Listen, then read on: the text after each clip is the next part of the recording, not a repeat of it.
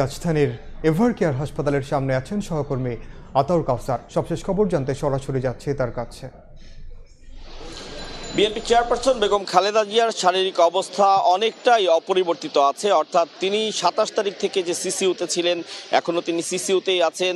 তার চিকিৎসায় চিকিৎসকদের বোর্ড গঠন করা হয়েছে এবং 9 জন চায়না চিকিৎসক তারা আছেন এবং একজন ব্রিটিশ চিকিৎসক তিনিও আছেন সেই বোর্ডে। এবং ডক্টর জুবাইদা রহমান এসছেন লন্ডন থেকে, তিনিও কিন্তু এই যে চিকিৎসার সকল খোঁজ খবর তিনি রাখছেন। অন্যান্য দিনের মতো আজকেও তিনি বেলা 3:45টার কাছাকাছি সময়ে এভারকেয়ার হাসপাতালে আসেন এবং আমরা জানি যে প্রায় প্রতিদিনই তিনি এভারকেয়ার হাসপাতালে আসেন এবং রাত পর্যন্ত থাকেন চিকিৎসকদের সাথে। তিনি চিকিৎসার অগ্রগতির বিষয়ে কথাবার্তা বলেন, বেগম খালেদা জিয়ার শারীরিক যে অবস্থা সেটির খোঁজ খবর তিনি নেন।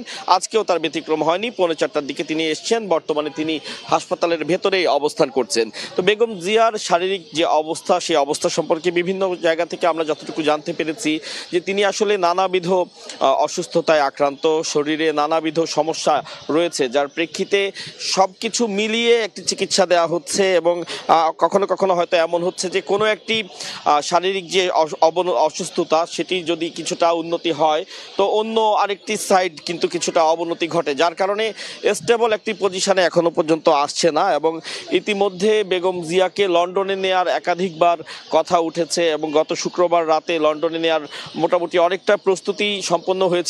শুধুমাত্র দুটি কারণে, অন্যতম দুটি কারণ ছিল যে দুটি কারণে তাকে নেওয়া যায়নি লন্ডনে। এর একটি হচ্ছে চিকিৎসকরা মনে করেছিলেন যে তার যে শারীরিক অবস্থা, সে শারীরিক অবস্থায় 12 থেকে 14 ঘন্টা ফ্লাই করে তার লন্ডনে যাওয়া তার শারীরিক অবস্থার সাথে সামঞ্জস্যপূর্ণ নয়। এবং দ্বিতীয় আরেকটি যে কারণ ছিল সেটি হচ্ছে কাতার আমিরের পাঠানোর কথা ছিল যে বিমানটি, এয়ার অ্যাম্বুলেন্সটি, সেটি কারিগরি ত্রুটির কারণে আসতে পারেনি। যদিও তারপরে এয়ার অ্যাম্বুলেন্স পাঠানোর কথা হয়েছে, কিন্তু এখনো পর্যন্ত চিকিৎসকরা গ্রিন সিগন্যাল দেয়নি তাকে লন্ডনে নেওয়ার ব্যাপারে। অর্থাৎ চিকিৎসকরা যখনই গ্রিন সিগন্যাল দিবেন যে তিনি লন্ডনে যাওয়ার মতন শারীরিকভাবে তার সেই সামঞ্জস্যপূর্ণ অবস্থা আছে, তখনই আসলে তাকে লন্ডন নেওয়া হবে এবং সে বিষয়ে চিকিৎসকরা আমাদের জানাবেন। তো এই ছিল আমাদের কাছে এভারকেয়ার থেকে সর্বশেষ তথ্য। সরাসরি যুক্ত ছিলাম রাজধানীর এভারকেয়ার হাসপাতালের সামনে থেকে।